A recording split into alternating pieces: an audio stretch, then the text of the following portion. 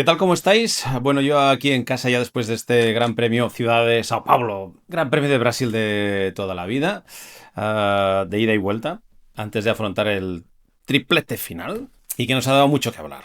Mucha emoción, además ha sido un fin de semana con carrera de sprint, pero todo eso ya lo evaluamos y le pusimos nota ayer con las favorenotas que hago el domingo mismo después del Gran Premio. Lo podéis ver por aquí si no las habéis visto, al final cuando queráis, da igual. Bueno, lo que está claro es que se dieron situaciones mm, polémicas, con debate, con diferentes opiniones. Y en este vídeo que hago después de cada carrera vamos a analizar los más relevantes, vamos a decir. Oye, los que me han salido a mí, que normalmente son 4 o 5 y que aquí vamos a ver. Y claro, vamos a ver sobre todo el que más ha dado a clavar esa acción entre Antonelli y Oscar Piastri, que de rebote dejó fuera a Charles Leclerc, pero vamos a hablar del accidente de Bortoleto, vamos a hablar también de la penalización a Hamilton con ese toque con Colapinto, vamos a hablar de los pianos, vamos a hablar de muchos otros incidentes y ya sabéis que si os gustan estos vídeos, os suscribís al canal, le dais a campanita y me dejáis vuestros comentarios sobre lo que queréis vosotros, porque vuestra opinión al final, como hay cosas subjetivas, es tan o más importante que la mía y tan válida. Cosas que recomiendo. Si sois favoritos de algún piloto, que no es mi caso. A mí yo soy favorito y me encanta y soy un fan de la Fórmula 1 y por tanto valoro y admiro y me saco el sombrero ante el trabajo que hacen siempre los 20 pilotos. Mi piloto era Senna, pero los 20 que hay ahora en la parrilla, que el año que viene serán 22, para mí son todos unos cracks y lo que pasa es que tengo que analizar, me gusta analizar lo que hacen y a veces voy para un lado o para otro indistintivamente. Una recomendación que os hago. A veces, cuando analicéis algún incidente de este, si tenéis un piloto favorito y está involucrado o no, da igual, cambiar. Imaginaros que cambiáis de piloto, que cambiáis los volantes y que un piloto le intercambiáis. Y ya veréis cómo a veces el punto de vista es un poco diferente. Le ponéis al medio y a veces es un poco más fácil analizar. Pero bueno, allá vosotros y cada uno puede hacer lo que quiera. Venga, vamos a ver los análisis de las situaciones más conflictivas de este Gran Premio de Brasil, que las hubo y bastante interesantes. Vamos allá.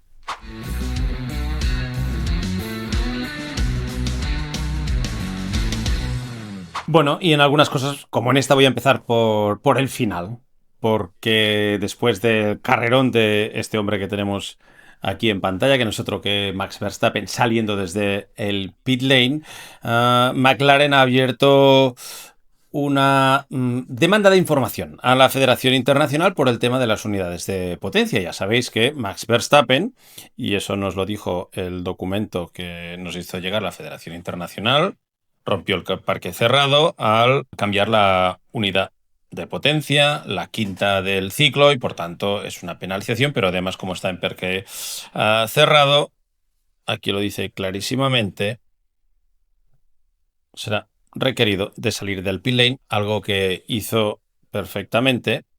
Aquí lo tenéis y que además después de un carrerón le permitió subir al podio. Vale. Cositas de este tema. McLaren termina la carrera y dice, muy bien, nos parece muy bien el cambio de potencia, de unidad de potencia de Red Bull. No sabemos cuánto de prestaciones le ha dado porque no sabemos cuánto degrada el motor, pero nos gustaría saber, Federación Internacional, si estos cambios que no son provocados por fiabilidad, porque el objetivo principal, entendemos, y entiendo yo también, de Red Bull no era cambiar el motor y romper el parque cerrado por un problema en el motor, sino para cambiar el setup que tan mal había ido en la clasificación y poder disputar la carrera de una manera más fiable o más sólida o con más ritmo. Vale, perfecto, ya que rompemos el parque cerrado, oye, cambiamos toda la unidad de potencia, salimos a pista con una unidad de potencia fresca, algo que nos va a dar. Depende del motor, depende de la degradación que tenga cada uno de los constructores en el motor. Degradación quiero decir pérdida de potencia con el pase de los kilómetros. Es decir, lo que pasa en un motor de calle, que cuando lleva muchísimos kilómetros, pues por holguras, por fricción mecánica, por desgastes, se pierde un poco de potencia. Estaremos hablando de un porcentaje muy pequeño. Estamos hablando que en el peor de los casos puede ser una décima, décima y media, máximo de máximo y teniendo en cuenta un motor. Bueno, es igual, pero algo da, y más en un circuito donde los adelantamientos, la mayoría se producen en esta larga recta, que además es en subida y que por tanto un poquito más de potencia, ahí te da un gran valor añadido a la hora de hacer adelantamientos. Lo que le ha dicho McLaren es decir, no fue por fiabilidad, porque así lo declararon y así lo entendimos todos, y por tanto, si no es por fiabilidad, es un cambio hecho solamente de prestaciones, no contaría o estaría fuera de, de las cosas que están excluidas del budget cap. Y por tanto esto debería añadirse. Buen punto el de McLaren, pero dos cosas que tengo que decir de este tema. Primero, que yo creo que va a ser muy fácil por parte de Red Bull demostrar que sí, que el motor que sacaron del coche tenía problemas de fiabilidad o había dado signos de que podía tener una rotura durante la carrera o que había signos de pérdida de potencia. Yo creo que ahí Red Bull va a armar un paquete de telemetría con 1000 de datos a los cuales la Federación Internacional le va a ser muy difícil de decir que no.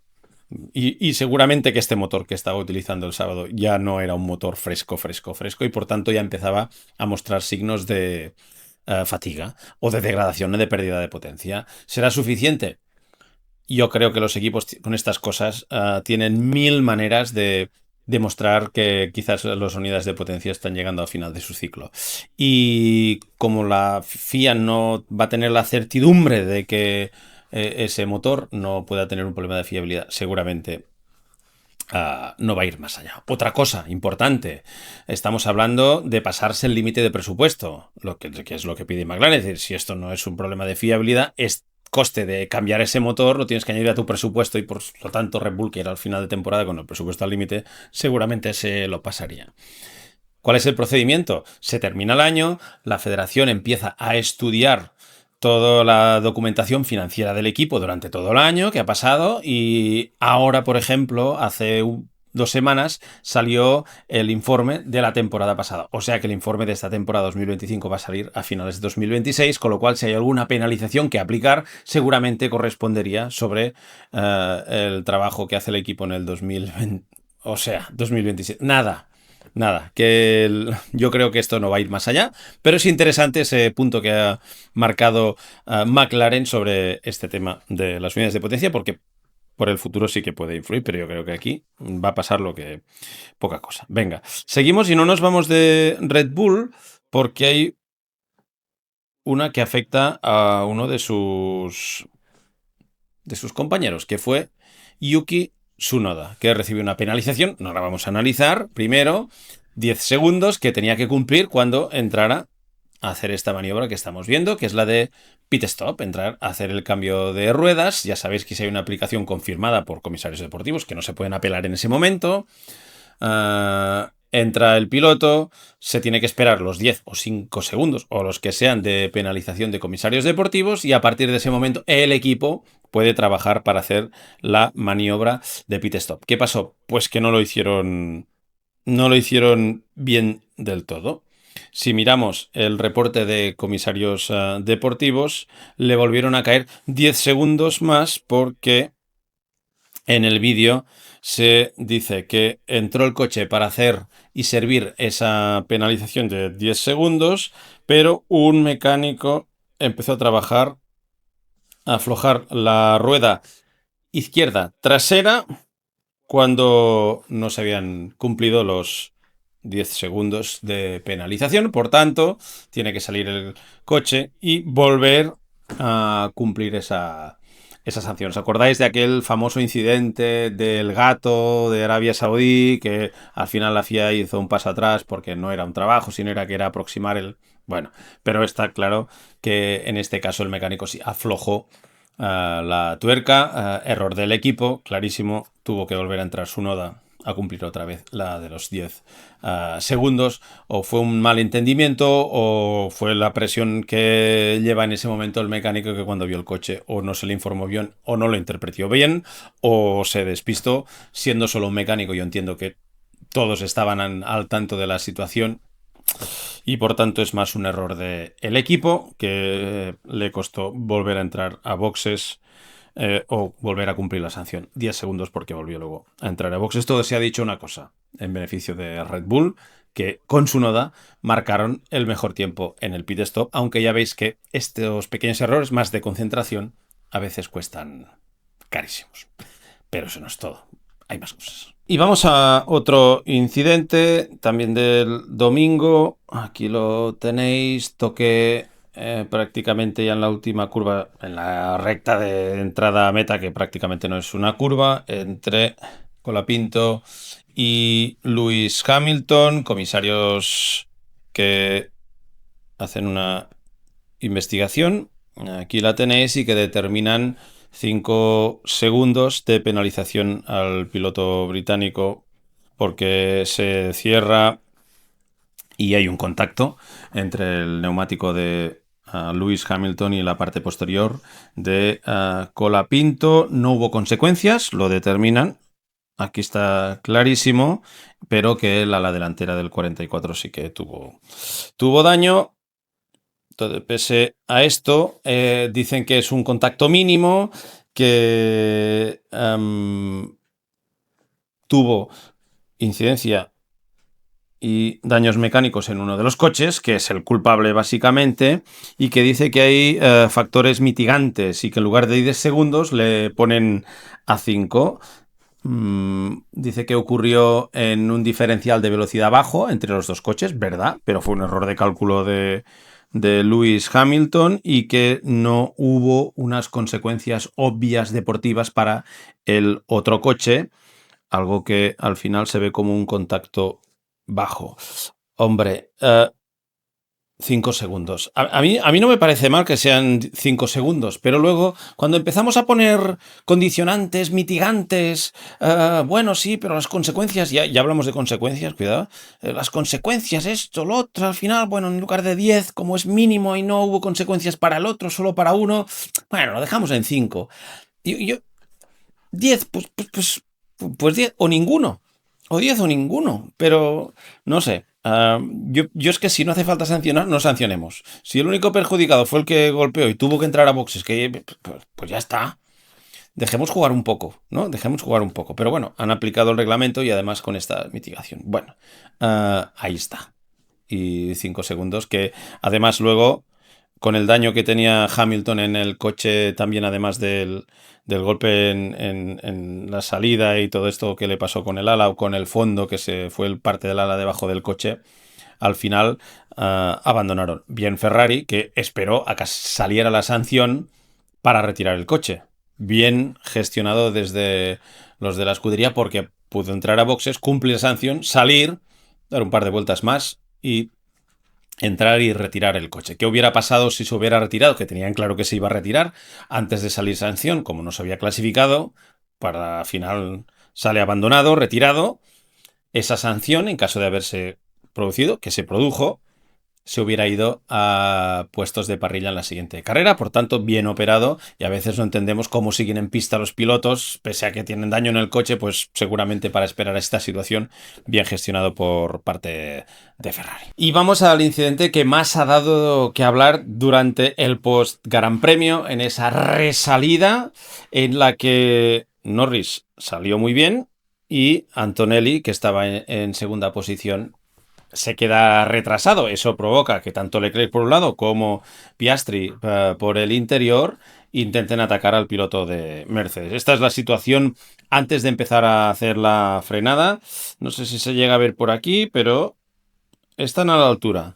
Piastri con Antonelli. Si vamos bajando la situación, llegamos al punto de la frenada. Este es un punto importante porque Antonelli, por medio de la pista, frena más tarde que Piastri. Aquí veis que el eje del piloto de McLaren está por delante del eje del piloto de McLaren. En este momento, si estuviéramos en el Apex, siguiendo las guidelines de comisarios deportivos, estaría en potestad de ser el amo de la curva Oscar Piastri, pero no está. Fijaros dónde está el apex de la curva, está mucho más adelante. Vamos a seguir la secuencia y cuidado que luego os diré mi opinión de todo este incidente, pero voy a intentar entender el razonamiento de comisarios deportivos. Luego os voy a dar mi opinión de lo que yo creo que tenía que haber sido, si está correcta o no la decisión de comisarios deportivos. Seguimos con la secuencia de los hechos. Ahora sí, ya estamos llegando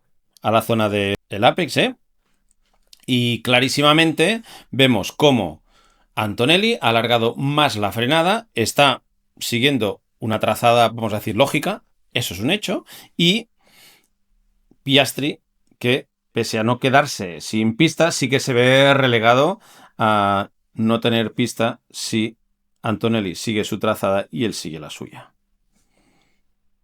Esto está claro. En este momento, como veis, aunque no estuvimos al apex, pero imaginemos que ya estamos en esa posición, el eje del piloto de McLaren no está ni a la altura ni por delante del espejo o la línea que marca el espejo del Mercedes, algo que es una de las directrices que se pone en esas guidelines de los comisarios a la hora de determinar quién es el culpable de un incidente como este, que es en que el adelantador, vamos a decir, el que intenta adelantar, va por el interior de la curva. Seguimos, no he terminado aún porque aquí vienen los hechos determinantes que yo creo que hacen decantar la balanza con el criterio de comisarios deportivos a favor de Antonelli y no de Piastri. En este momento, cuando ya estamos más avanzados y hemos empezado a hacer el apex de la curva, fijaros aquí, fijaros en el humo. Aquí es donde empieza a bloquear Piastri. ¿Por qué? Pues porque ve clarísimamente que Antonelli va a seguir esta trazada y él se va a quedar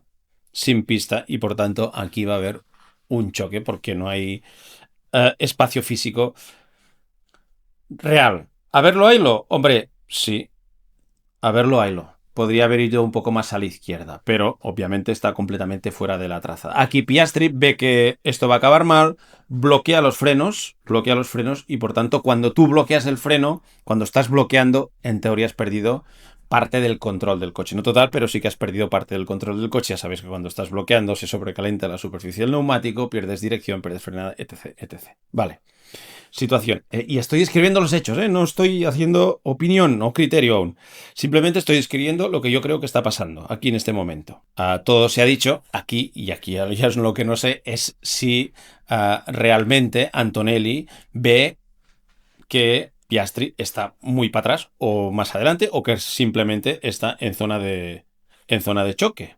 Que es lo que sucede ya en esta imagen cuando Antonelli sigue la trazada buena, trazada lógica, con control, pero que obviamente tiene este choque porque ya veis que aquí ya hay contacto con la rueda, con el pontón y la rueda ya está levantada de Antonelli con el toque correspondiente entre el McLaren y el Mercedes. ¿Lo vio Antonelli? Hombre, con lo mal que salió y teniendo en cuenta que le tenía al interior y al exterior tenía a Leclerc, no sé por dónde tenía los ojos, pero lo más lógico, viendo cómo estaban a media recta, que Piastri ya se había puesto prácticamente antes de llegar incluso a la curva, bastante antes de llegar a la curva, se había puesto paralelo a él.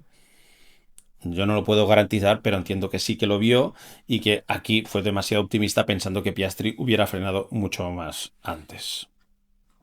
¿Qué pasa a partir de aquí?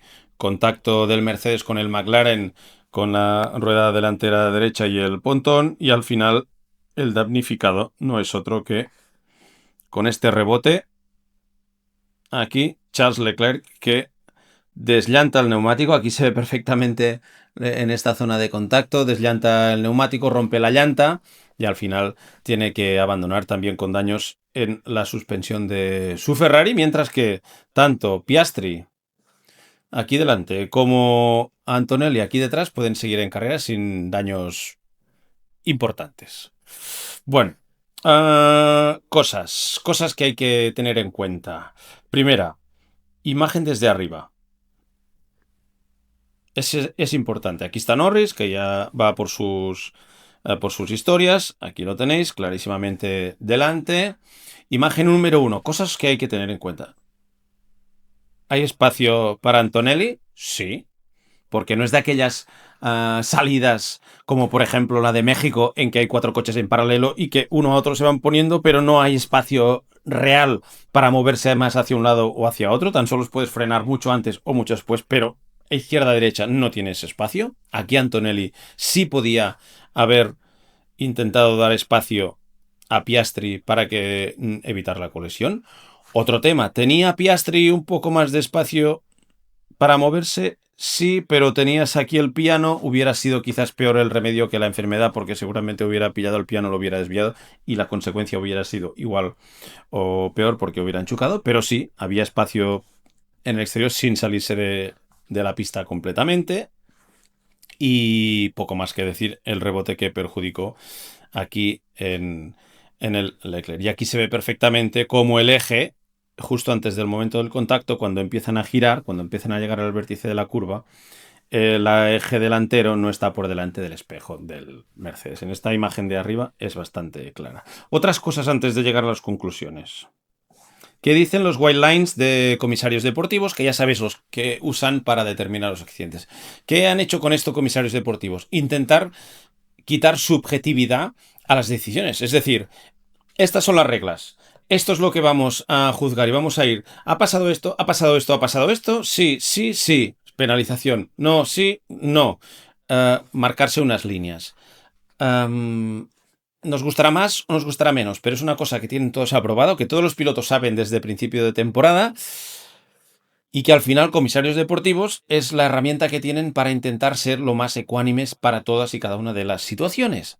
Lo que pasa que a veces quizás aplicarlas y aplicarlas bien para mí no corresponde con la mejor de las decisiones. ¿Qué ha pasado cuando dicen las normas? Adelantando en una curva por el interior. Primero, ¿qué tienes que tener para tú ser tener razón y si hay un choque, el que va por el interior, estar en lo correcto y no ser penalizado? Tú tienes que tener tu eje, el eje delantero de Piastri, a la altura de el espejo del coche que estás adelantando, antes justo del apex. ¿Era la situación? Sí, pero mucho antes de empezar a frenar, porque Antonelli frena un poco más tarde.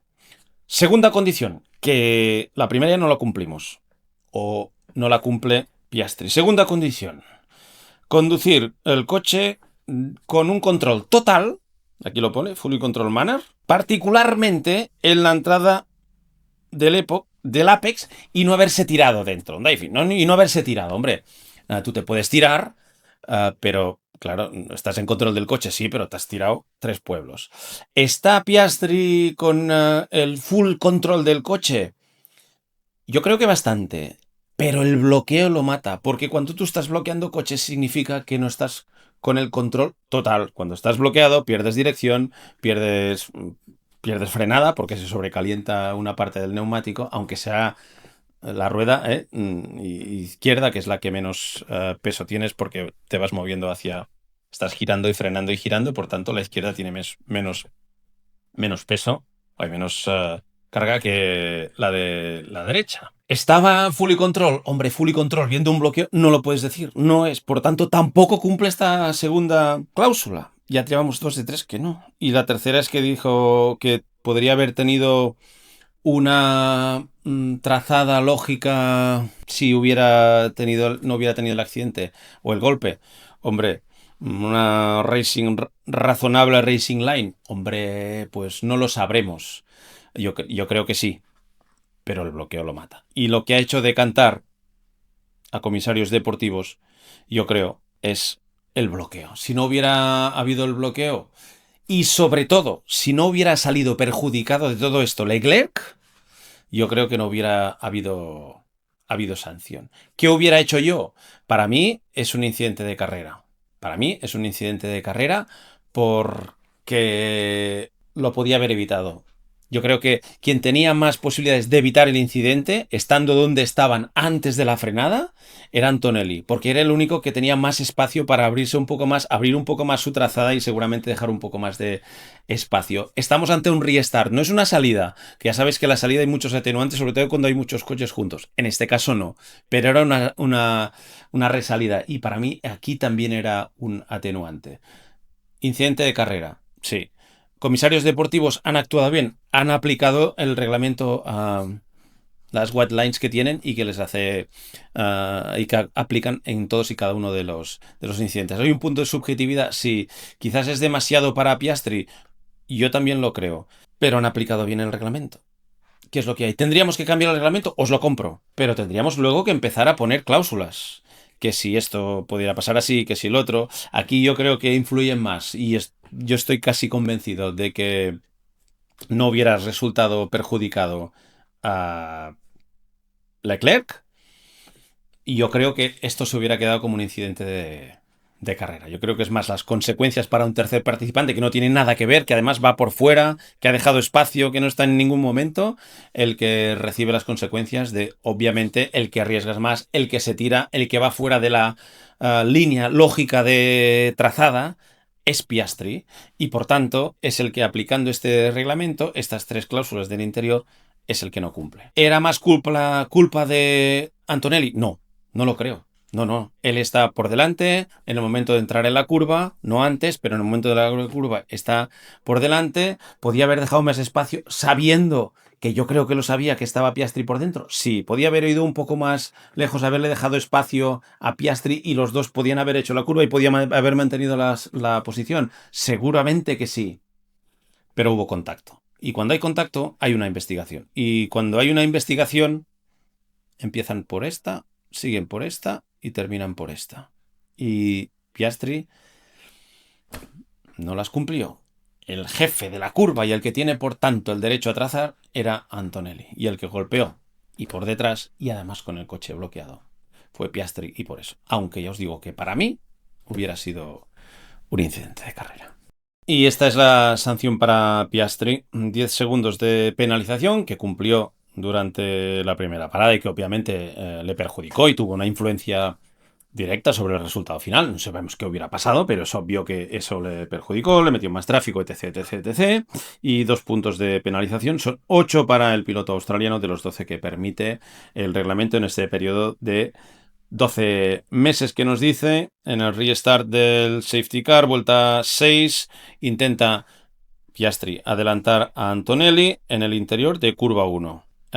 Cuando hace esto, no tiene los puntos requeridos antes del apex. Su eje no está por delante del espejo del coche número 12. Os lo voy a hacer aquí. Espérate, voy a quitar las líneas, que si no, aquí. Del coche número 12, como definido en el Driving Standard Whites que os he enseñado.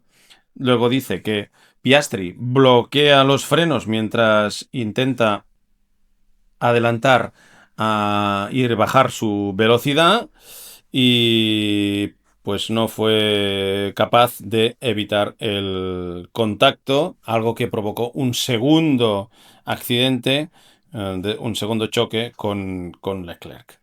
Esto es como han analizado, estudiado y redactado los comisarios deportivos la sanción, que está bien aplicada, pero que yo creo que habría que cambiar estas white lines para que incidentes como este tipo pudieran ser juzgados de otra manera o con un poco más de permisividad.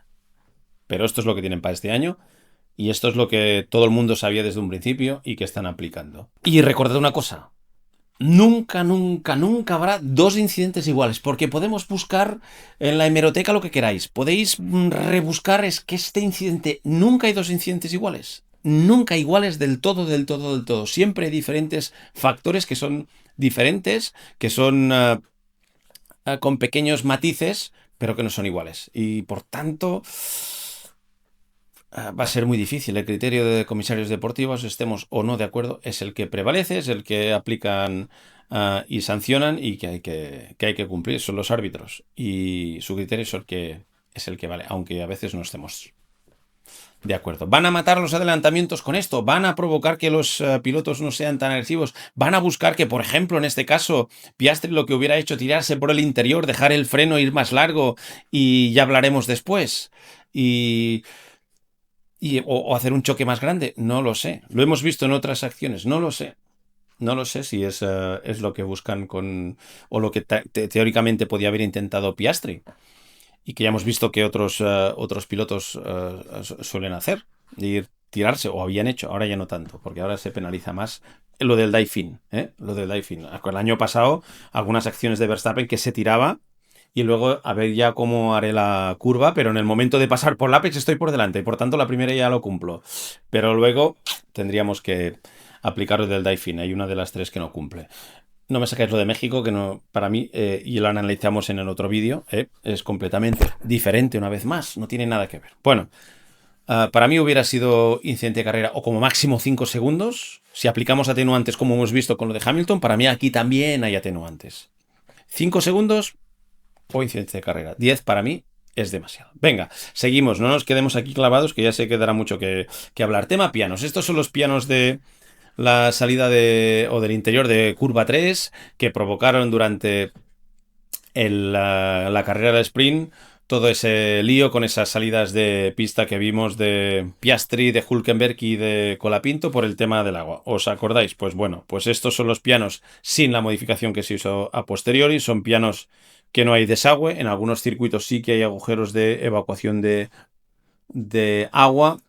En este caso no los hay, o si los hay, están completamente tapados con el paso del tiempo y los años. En estos pianos Interlagos sigo siendo muy viejo. ¿Qué pasa? Que cuando llueve se llenan de agua y os lo voy a enseñar con esta imagen que tenéis aquí, que se ve perfectamente que con la lluvia los pianos quedan llenos de agua. Y aunque la pista esté seca, porque aquí lo veis perfectamente en esta esquina de aquí, la pista se ha secado, el agua queda acumulada aquí en esta zona. ¿Qué pasó el sábado? Pues Lando Norris pisó esta zona interior y como veis aquí levantó agua, levantó spray que mojó no solamente la zona del piano más lisa y que ya se había secado, sino que también mojó la pista. Consecuencias, pues que los que venían detrás sufrieran este inconveniente. Aquí lo ves, esta es la rueda izquierda de Piastri, que ya ha pasado Antonelli, que se percató de lo que hizo Norris, dijo, cuidado que ha lanzado agua a la pista. Bueno, a la pista en el piano. Piastri, Hülkenberg y Colapinto atacaron este piano. Te encontraron con esta agua encima del piano, atacando más el piano, una suma de factores, pérdida de control y se van fuera de pista. ¿Qué hizo dirección de carrera? Bueno, pues intentar minimizar este efecto haciendo un corte longitudinal aquí para intentar evacuar el agua en caso de que volviera a llover, algo que se produjo por la noche pero que no quedó estancada en estas zonas. Con ese corte el agua podía circular, algo muy parecido a lo que hay en esos cortes que hay en la pista tarde, sí, ah, pero estos son cosas que están para todos y que hay que intentar preverlas o intentar o tener la fortuna de que cuando pasas no te afecte tanto como a otros pilotos. Cayeron tres y a mí me parece bien que luego se tomen medidas como esta. Fía, por favor, para el año que viene tengámoslo arreglado. Empujemos a Interlagos para que esto no vuelva a suceder, porque a mí me parece lógico que si haya que haber, de la misma manera que tenemos sistemas de evacuación de agua en la pista para que no se monten ríos ni agua estancada, hagámoslo también aquí. Sí, es para todos lo mismo, de acuerdo, pero intentemos minimizar, que nadie quiere estar en esta situación. Incidente de...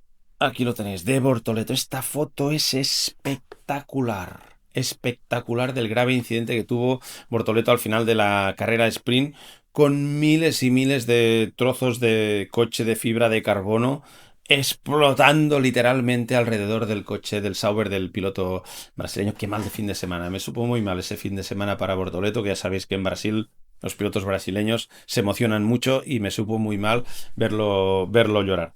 Bueno, dicho esto, gran trabajo de la FIA en pos de la seguridad y de equipos, porque es un trabajo conjunto, varios estamentos, en pos de la seguridad de los monoplazas. Castañazo espectacular. El segundo creo que fue de 54 Gs, el primero de 30 y pocos, a más de 320 kilómetros por hora. Castañazo importantísimo, piloto indemne y al día siguiente estuvo preparado y en perfecto estado para correr. Dice mucho del gran trabajo que ha hecho la Federación Internacional de la Seguridad de los Coches, no solamente de los coches, sino también de las protecciones y de todo el sistema montado alrededor de la carrera para proteger y preservar la seguridad y la salud de los pilotos en caso de accidente, también de los marshals. En México no funciona bien, todo se ha dicho, o del todo bien, ¿vale? Pero en esta ocasión, felicidades para todos los que han puesto su granito de arena para pos de la seguridad. Cuidado, el piano aquel que el coche salió un poco volando, levantado del suelo, si llega a ir un poco más arriba, a lo mejor lo hubiera provocado, catapultado hacia más arriba. Pero afortunadamente no pasó. Yo estoy seguro que FIA, después de cada incidente y accidente, toman nota de esto para intentar de que de cara al año que viene se pueda mejorar la seguridad en este circuito y en estas circunstancias, si las hay en algún otro trazado. Pero ¿por qué pasó esto? Hubo mucha especulación sobre si falló el DRS. Fijaros en esta imagen persiguiendo al Williams de Albon, que afortunadamente no lo tocó, pero lo pasó cuando ya hizo el primer golpe con el interior de la curva, pasó muy justo del Williams. Y aquí detrás es este Racing Bulls. Albon no tenía DRS, por tanto va con el ala cerrada. El Racing Bulls que ya ha levantado frenado. El DRS, acordaros que se activa con un botón cuando pasa por la zona de activación y se puede desactivar con el mismo botón o a un porcentaje determinado por el equipo que levanta el acelerador o un porcentaje también de presión de frenada. Por tanto, cuando el piloto levanta para frenar o frena, el DRS debería cerrarse. Aquí hay otra imagen, ya desde atrás, que no sé si se va a ver muy bien, pero se ve cuando Bortoleto, que yo creo que fue tarde, intentó apurar demasiado la frenada, intenta salirse del rebufo de Albon, ya tiene, no se ve muy bien, pero ya tiene el DRS cerrado. Otra imagen, aquí está. Cuando pierde el control, ya tiene el DRS cerrado, porque en ese momento es cuando recupera la carga aerodinámica, ya con el pie en el freno y toda esa recuperación de carga aerodinámica, con el coche ya girado, frenando con el movimiento de pesos, desequilibró el coche, además de una pista que estaba muy seca en la trazada, un poco más húmeda y fría fuera de la trazada. Yo creo que aquí, hasta donde yo sé, fue un error de piloto demasiado tarde al empezar a frenar o levantar en la apurada de frenada justo con el momento del volante. Quizás le pilló desprevenido la frenada de Albon, pero al final, hasta donde yo sé, no hubo ningún problema mecánico en el sistema del DRS y por tanto fue un error de piloto. De este accidente me gustaría también enseñaros esta imagen que ha dado mucho de hablar. Aquí tenéis el momento del accidente. Fijaros el volante como está tocando la parte superior del halo. Hasta donde yo sé, no se rompió del todo la columna de dirección, que es la que transmite el giro del volante. Lo que sí se rompió es o a mí me da la sensación, eso yo no lo sé, es especulación mía. Lo que me da la sensación es que se ha roto el soporte de la columna de dirección que está justo en esta zona de aquí. También para investigar de cara a posibles modificaciones a nivel de seguridad para las próximas temporadas. Seguro que tomaron buena nota, pero fue un accidente bestial. Como siempre, bien los pilotos sacar las manos del volante, ponérselas en el pecho y esperar a que el coche pare, que es lo único que pueden hacer, porque cualquier accidente con las manos en el volante, lo primero que hay que hacer es soltarlo, porque si no, muñecas, acordaros aquel de Ricciardo en Zandvoort, y en este caso la lesión podía haber sido mucho más grave con la rotura de ese soporte, que habrá que revisar e intentar mejorarlo para el futuro, ver lo que se ha roto exactamente. A mí me parece que es el soporte, no la columna en tal, como tal. Pero sí que hay que revisarlo. Y una última cosa que os quería comentar, ya que estamos con Bortoleto, la acción con Stroll del domingo, en que abandonó y que culminó para él un fin de semana desastroso. Aquí lo veis que es cuando se queda sin pista, intenta ir por fuera, Stroll sigue su trazada. Fijaros, no tenía ni posición, ni Stroll tenía por qué ceder espacio, está clarísimamente por delante. Bortoleto viene por detrás, se queda sin pista. Accidente, obviamente no se puede culpar a Stroll de ello. Y os diré más, si ese contacto aquí hubiera supuesto una pérdida de control para Stroll o un pinchazo posterior, seguramente hubieran penalizado a, a Bortoleto por ese accidente. Bueno, seguro que hubieron muchos otros. El de Lawson y Berman de 5 segundos a cada uno, que me pareció bien. Bueno, el del sábado de Hamilton creo que también hubo otras varias penalizaciones. Pero he agarrado unas cuantas porque si no se nos van los vídeos de 25 o 30 minutos. Si tenéis algún otro, me lo dejáis en comentarios, que ya sabéis que si tengo un minuto más os lo dedico. Intento daros mi punto de vista, que no tiene que ser ni igual que el de comisarios deportivos. Os aseguro que la FIA no me subvenciona, os lo aseguro. Ni también con el de los pilotos o con el vuestro, que puede ser tan y es tan o más válido que el mío. Venga, si os gustan estos vídeos, suscribiros, le dais al like a la campanita, me dejáis vuestros comentarios y pese a que a veces nos gusten las decisiones o nos gusten las decisiones o no estemos de acuerdo con ellas, hay que intentar entender el porqué, que a veces tampoco es posible.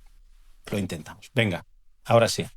Espérate que me pongo la webcam solo para deciros con esta gorra de mi querido Ayrton Senna, tumba del cual fui a visitar y que os he dejado un reel en mi perfil de Instagram. Viva la Fórmula 1 y la madre que la parió.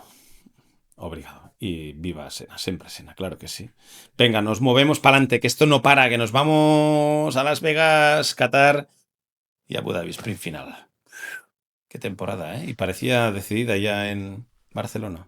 Pues ala, toma Fórmula. Nos vemos.